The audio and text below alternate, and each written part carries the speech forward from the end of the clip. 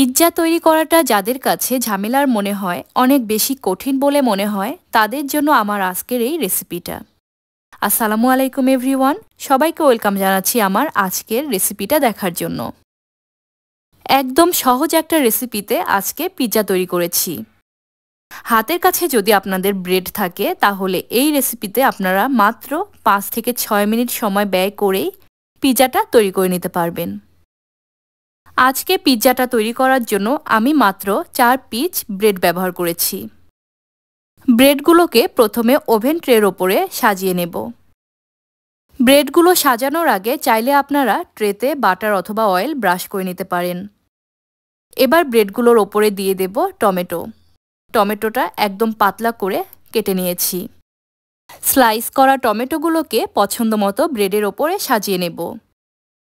টমেটোগুলো সাজানো হয়ে গেলে এর ওপরে আমি দিয়ে দেব ক্যাপসিকাম।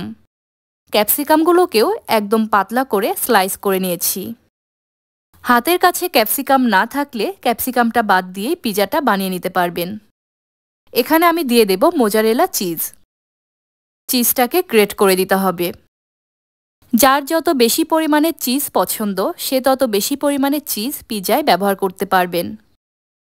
এটা সম্পূর্ণ আপনাদের নিজের ইচ্ছা। তবে চিজের পরিমাণ যত বেশি হয় পিৎজা খেতে আমার কাছে ততটাই বেশি ভালো লাগে। তো চিজটা দিয়ে ব্রেডের ওপরটা আমি সুন্দর মতো সাজিয়ে নিয়েছি। এবার জাস্ট একটু হিট দিয়ে নেব। আমি একটা প্রিহিট ইলেকট্রিক ওভেনে ঠিক 6 মিনিটের মতো বেক করে নেব। আমি প্রায় 3 মিনিটের মতো প্রিহিট করে নিয়েছিলাম। 180 ডিগ্রি টেম্পারেচার রেখে 6 মিনিটের মতো বেক করে নেব। আপনারা চাইলে চুলাতেও বেক করে নিতে পারবেন। সেক্ষেত্রে একটা ছোট পাত্রে ব্রেডগুলোকে সাজিয়ে নিতে হবে আর ঢাকনাযুক্ত পাত্রে রেখে হিট দিয়ে নিতে হবে। পাত্রটাকে একই রকমভাবে প্রিহিট করে নেবেন।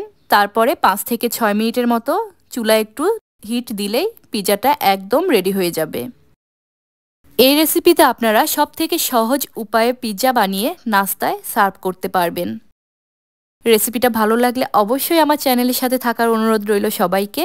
আজকের মতো এই পর্যন্তই। আল্লাহ হাফেজ।